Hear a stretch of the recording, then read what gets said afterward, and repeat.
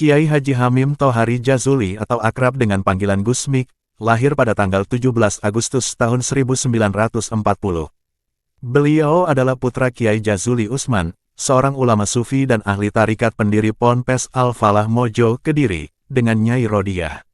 Pendiri Pondok Pesantren Al-Falah Ploso Mojo Kediri, Kiai Ahmad Jazuli Usman tidak pernah membeda-bedakan dalam mendidik anak, termasuk kepada Gus Mik. Kisah karomah Gus Mik. Di Semarang, pernah ada surga perjudian yang dikenal sebagai NIAC, yang kemudian menjadi neraka perjudian setelah dihancurkan oleh Gus Mik. Begitu pula dengan Bonansa dan THR, yang terkenal memiliki bandar dan backing yang kuat. Pada masa itu, sekitar tahun 1970 sampai tahun 1972, orang-orang dari masa PPP, Partai Persatuan Pembangunan, gencar menggelar aksinya memberantas kemaksiatan di tempat-tempat ini, tapi selalu gagal, karena memang, tempat seperti NIAC memiliki backing yang tak bisa dianggap remah. Baik backing fisik maupun politik. Lalu bagaimana jika seorang kiai atau santri pesantren turut masuk ke dalam tempat seperti ini? Apalagi ikut permainan-permainan judi. Gus Mik kerap menyambangi NIAC maupun THR, di sana ia turut bermain. Dengan segala kelebihannya, ia mampu memenangkan hampir di setiap permainan sehingga membuat cukong-cukong itu menanggung kekalahan yang sangat besar.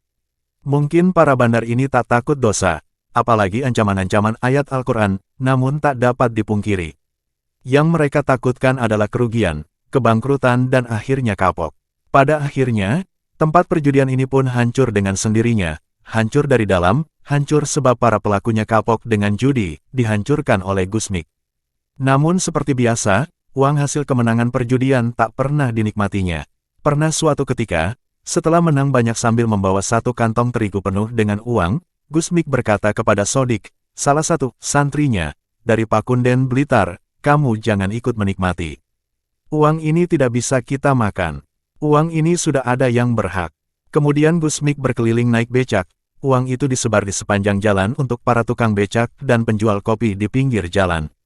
Memang, walaupun Gus Mik banyak bertingkah, harikul ada, di luar kebiasaan, ia sangat keras melarang pengikutnya untuk menirukan tingkah lakunya, seperti bergaul dengan orang-orang dunia hitam. Ia tetap memerintahkan santrinya untuk salat dan menghindari maksiat. Suatu ketika Gus Mik bermain judi dengan beberapa tukang becak. Pada saat itu tidak ada yang tahu bahwa itu adalah Gus Mik. Karena Gus Mik sedang menyamar. Setelah permainan beberapa kali akhirnya Gus Mik pun membuka diri dan barulah beberapa tukang becak itu malu dan meminta Gus Mik untuk mendoakan mereka semua.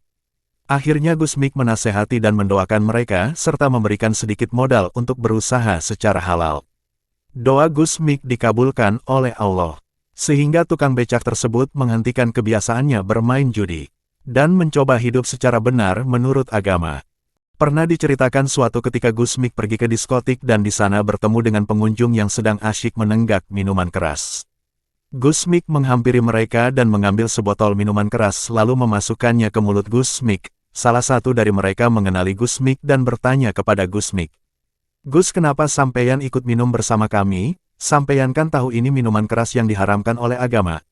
Lalu Gus Mik menjawab, aku tidak meminumnya, aku hanya membuang minuman itu ke laut. Hal ini membuat mereka bertanya-tanya. Padahal sudah jelas tadi Gus Mik meminum minuman keras tersebut. Diliputi rasa keanehan, Gus Mik angkat bicara, sampeyan semua gak percaya kalau aku tidak meminumnya tapi membuangnya ke laut. Lalu Gus Mik membuka lebar mulutnya dan mereka semua terperanjat kaget. Di dalam mulut Gus Mik terlihat laut yang bergelombang dan ternyata benar minuman keras tersebut dibuang ke laut. Dan saat itu juga mereka diberi hidayah oleh Allah untuk bertaubat dan meninggalkan minum-minuman keras yang dilarang oleh agama. Itulah salah satu karomah kewalian yang diberikan Allah kepada Gus Mik. Jika sedang jalan-jalan atau keluar, Gus Mik seringkali mengenakan celana jeans dan kaos oblong. Tidak lupa, beliau selalu mengenakan kacamata hitam lantaran beliau sering menangis jika melihat seseorang yang masa depannya suram dan tak beruntung di akhirat kelak.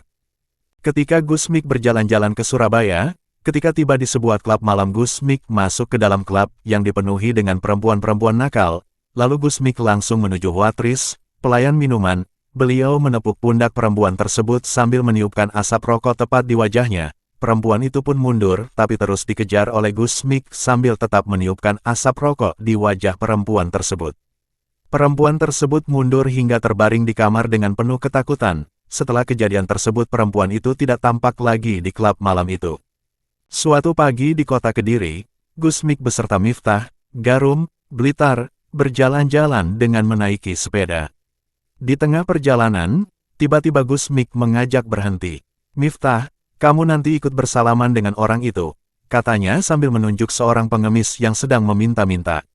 Keduanya lalu menunggu. Setelah ada orang yang memberi, pengemis itu berdiri dan beranjak pergi. Gusmik kemudian mengucapkan salam, pengemis itu pun membalasnya. Loh, kok kamu Gus? Kata pengemis itu. Iya, Mbah, sahut Gusmik.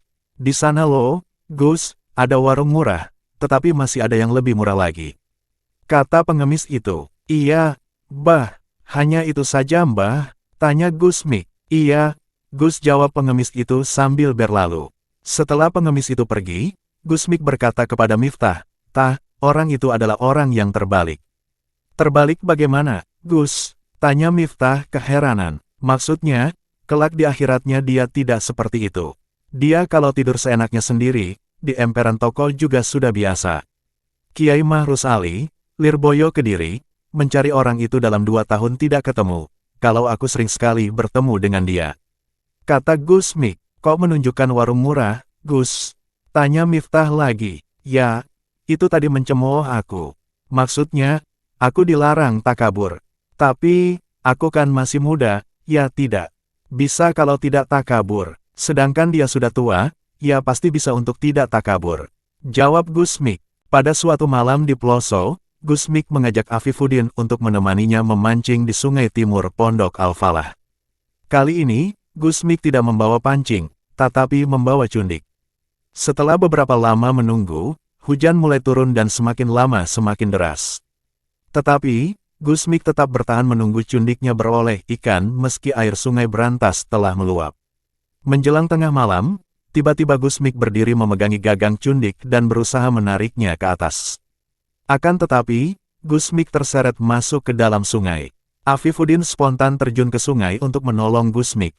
Oleh Afifuddin, sambil berenang, Gusmik ditarik ke arah kumpulan pohon bambu yang roboh karena longsor. Setelah Gusmik berpegangan pada bambu itu, Afifuddin naik ke daratan untuk kemudian membantu Gusmik naik ke daratan. Sesampainya di darat, Gusmik berkata, Afif, ini kamu yang terakhir kali menemaniku memancing. Kamu telah 7 kali menemaniku dan kamu telah bertemu dengan guruku. Afifuddin hanya diam saja. Keduanya lalu kembali ke pondok dan waktu sudah menunjukkan pukul 3 pagi. Ketika Gusmik masih kecil baru mulai bisa merangkak, saat itu ibunya membawa ke kebun untuk mengumpulkan kayu bakar dan panen kelapa. Bayi itu ditinggalkan sendirian di sisi kebun, tiba-tiba dari semak belukar muncul seekor harimau. Spontan sang ibu berlari menjauh dan lupa bahwa bayinya tertinggal. Begitu sadar, sang ibu kemudian berlari mencari anaknya. Tetapi, sesuatu yang luar biasa terjadi. Ibunya melihat harimau itu duduk terpaku di depan sang bayi sambil menjilati kuku-kukunya seolah menjaga sang bayi. Peristiwa ketertundukan binatang ini kemudian berlanjut hingga Gusmik dewasa. Di antara kejadian itu adalah misteri ikan dan burung raksasa. Gusmik yang sangat senang bermain di tepi sungai berantas dan menonton orang yang sedang memancing. Pada saat banjir besar Gusmik tergelincir ke sungai dan hilang tertelan gulungan pusaran air. Sampai beberapa jam, santri yang ditugaskan menjaga Gusmik, mencari di sepanjang pinggiran sungai dengan harapan Gusmik akan tersangkut atau bisa berenang ke daratan. Tetapi, Gusmik justru muncul di tengah sungai, berdiri dengan air hanya sebatas mata kaki karena Gusmik berdiri di atas punggung seekor ikan yang sangat besar, yang menurut Gusmik adalah piaraan gurunya. Pernah suatu hari, ketika ikut memancing, kail Gusmik dimakan ikan yang sangat besar. Saking kuatnya tenaga ikan itu, Gusmik tercebur ke sungai dan tenggelam. Pengasuhnya menjadi kalang kabut karena tak ada orang yang bisa menolong, hari masih pagi sehingga masih sepi dari orang-orang yang memancing. Hilir mudik pengasuhnya itu mencari Gusmik di pinggir sungai dengan harapan Gusmik dapat timbul kembali dan tersangkut. Tetapi, setelah hampir 2 jam tubuh Gusmik belum juga terlihat, membuat pengasuh itu putus asa dan menyerah. Karena ketakutan mendapat murka dari Kiai Haji Jazuli dan Ibu Nyai Rodiah, akhirnya pengasuh itu kembali ke pondok, membereskan semua bajunya ke dalam tas dan pulang tanpa pamit. Dalam cerita yang disampaikan Gusmik kepada pengikutnya, ternyata Gusmik bertemu gurunya. Ikan tersebut adalah piaraan gurunya, yang memberitahu bahwa Gusmik dipanggil gurunya. Akhirnya, ikan itu membawa Gusmik menghadap gurunya, yaitu Nabi Khidir. Pertemuan itu menurut Gusmik hanya berlangsung selama 5 menit. Tetapi, kenyataannya Gusmik naik ke daratan dan kembali ke pondok sudah pukul 4 sore. Beberapa bulan kemudian, setelah mengetahui bahwa Gusmik tidak apa-apa, akhirnya kembali ke pondok.